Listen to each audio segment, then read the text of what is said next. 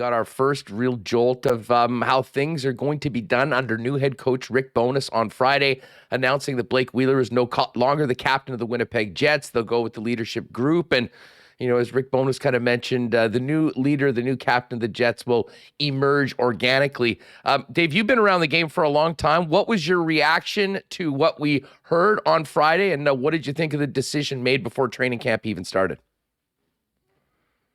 Surprised, first of all, Andrew, very surprised. And I may have been less surprised had it not been a new coach doing it. And, if it had been a coach who'd been there and decided it was time for a change. And I have been a part of this firsthand.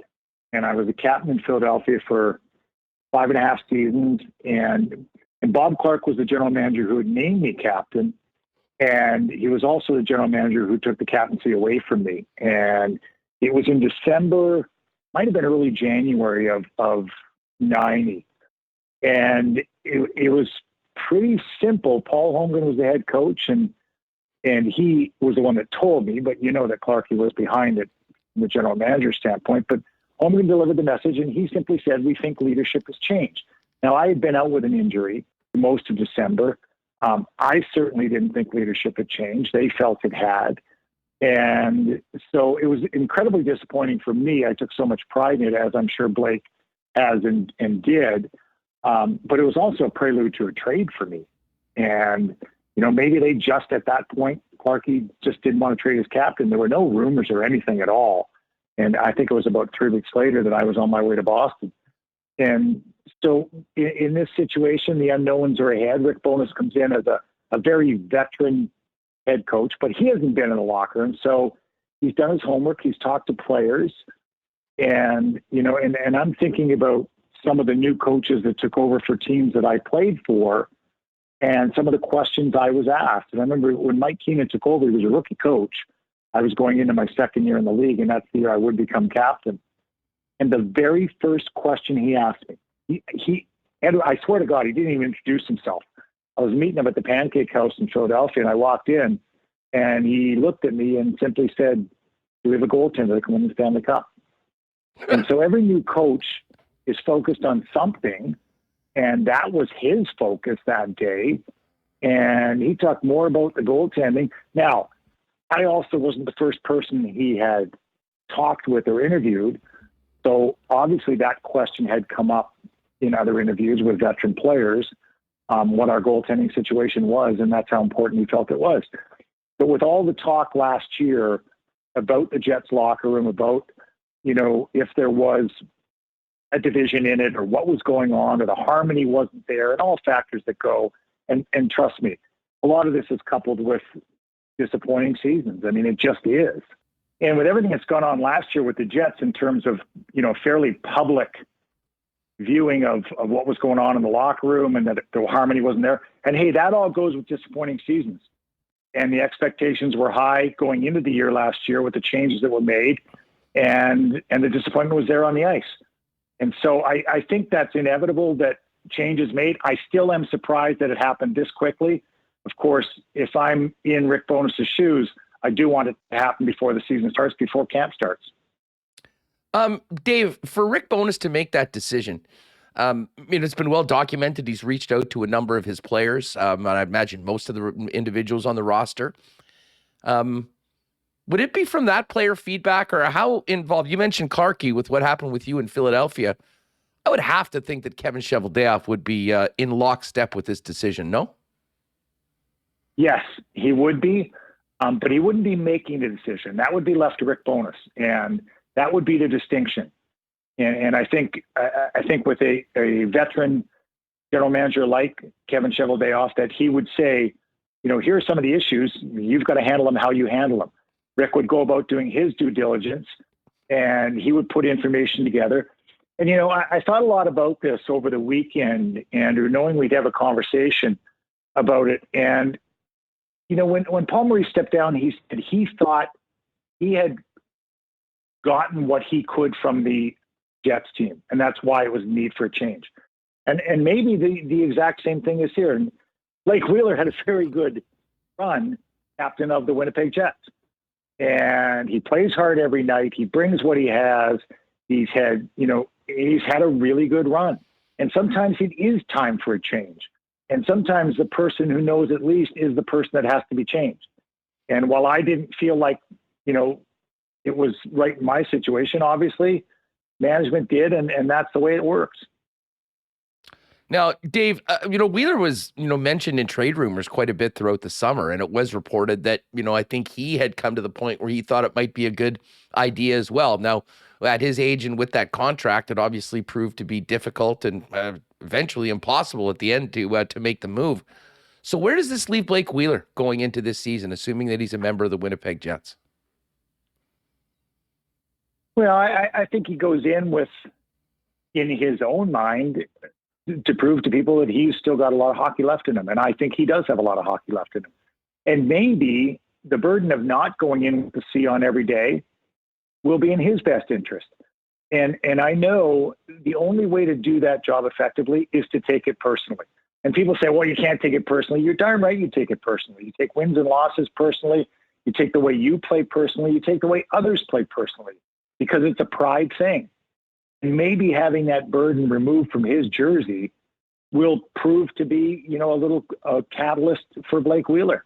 And so I'd look at it as, if I'm the player and that's the hand I'm dealt, I'm coming into camp and I'm saying, gentlemen, I'm not done yet. And by the way, I'm going to continue to be the same person in the locker room, and I'm going to lead and support whatever leadership group is there. Dave, how do you think that this decision that was announced on Friday by Rick Bowness, how do you think it resonates with the other guys in the Winnipeg Jets locker room? What is the message that it sends, and what does it do for the tone around a team with a new head coach going into training camp? Well, I think it makes it clear there's a new sheriff in town, Andrew. I do. And, and this is a veteran coach in Rick Bowness. He's coached a long time. He's been in different roles. He's been a head coach. He's been an assistant coach. He's been an associate head coach. And so he's sat in the different seats. He's watched leaders of various ilks along the way. And I think the importance of putting his stamp on it is significant. And if that is the biggest issue with this Jets team, is that, it wasn't as smooth functioning off the ice as it should have been and could have been. And once again, I always believe the on ice leads the off ice. The off ice doesn't lead the way, but it has to be smooth and it has to be good for the on ice to be effective.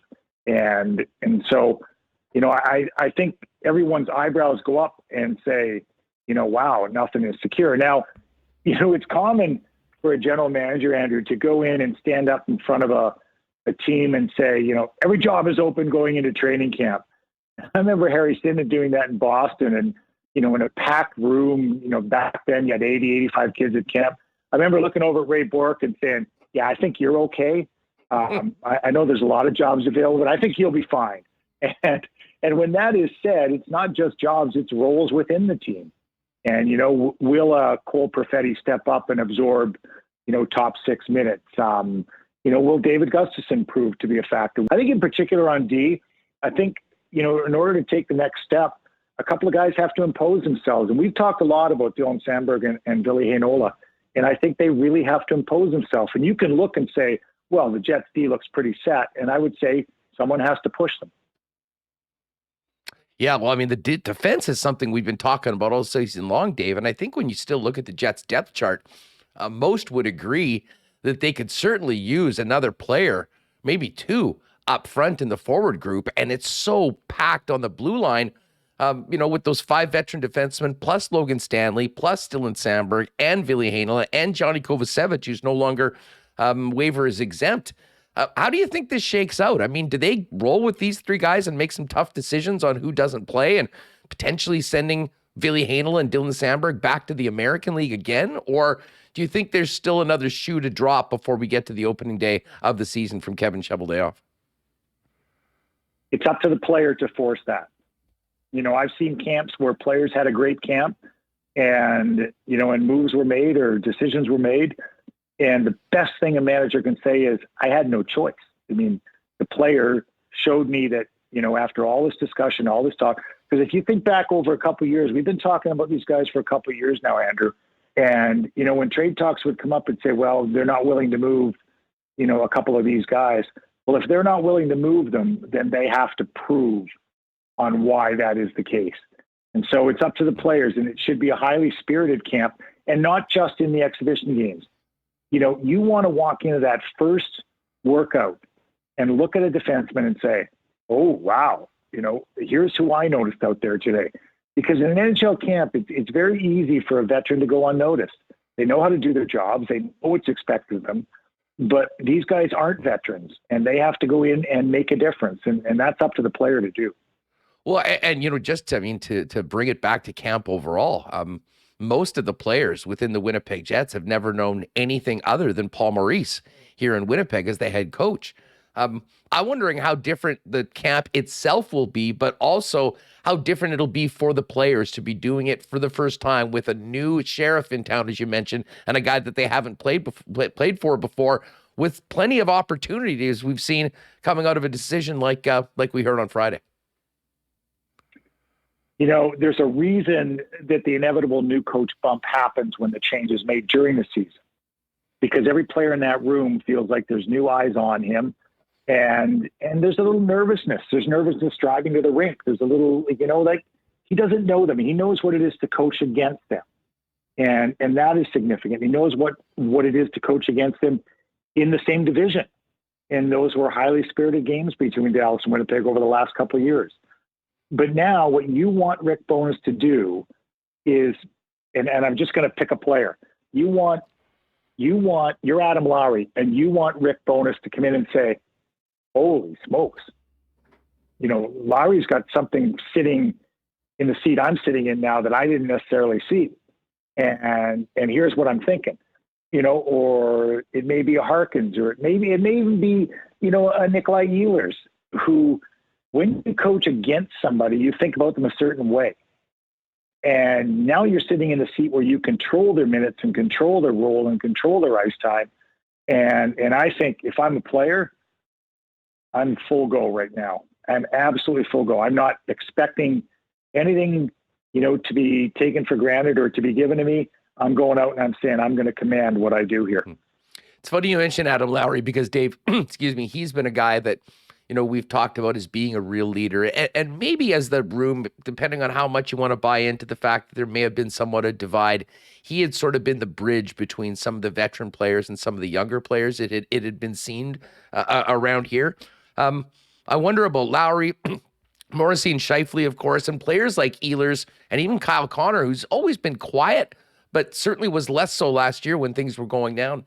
The opportunity for these men to step up as part of this leadership group. And from Rick Bowness's, he said that this will happen organically. You've been in rooms before. How long does it take to figure out whether it's a good idea for one guy to wear a C, whether you move forward with a bunch of A's this year? And how does it happen from a head coach's perspective when he decides, all right, this is the guy that's the new captain of my team? Well, sometimes it's event driven, and it takes, some sort of circumstance to happen where somebody does stand up. And sometimes, it takes a little more time. I think each situation is individual, Andrew. I really do. I don't think you can go in with a script and say, here's what happens. And there have been good teams that have gone, through a run without having, a captain in the room. And I was given to see my second year in the league. And believe me, it took me, the first thought is, what do they want from me now? What am I supposed to do? And which situation am I supposed to stand up in? And which situation do I stand back and let it occur? And, and I think that there are natural leaders in that locker room. There's no question about it. And they will come to the front. And I don't think it's going to be, I'm not looking at it as, okay, this is going to be like an election. Like, we're going to be running to be elected. That's not what it is. It's when situations occur. And some of it is just flat out through their play. Some of it is just done on the ice, and then that carries over in the locker room. We both mentioned Lowry now. And, the first time I saw him play, it might have been my first year back with the Leafs. And it was probably in 2009 with Swift Current. I remember looking at this young, gangly kid and saying, and saying to Dave Morrison, who I was with as my head scout, like, what is this? Now this is intriguing. And he was just a young kid, and yet he emerged for me as someone back in the pro business that was new again. But the very first time I saw him, he was probably 16 years old. And it came out to me in that game. So I think that opportunity is there for players' growth. It's for growth in the roles, but you can't force the leadership thing. That's not the way it works. Situations occur, people step up, it's recognized. Dave, before we go, I just wanted to pick your brain from the management side of things, and someone that's been involved, with with representing players as well, as to the market this summer for free agents. We saw Evan Rodriguez sign a 1-year, $2 million deal, and today Sonny Milano's on a PTO with the Calgary Flames. Were you surprised, as some of us were, that these guys didn't get better offers, and a player like Milano is going on a PTO? I am, but I think it's absolutely market driven. I mean, there's just no money, and there's a certain level of player that is just below the barrier that you're going to create money for. And so, Milano could very well help out, and I think that's a great get on a PTO for Calgary. But you're not going to trade one of your proven players to create the money to sign a player like that. You're just not. And you feel in-house you've got better.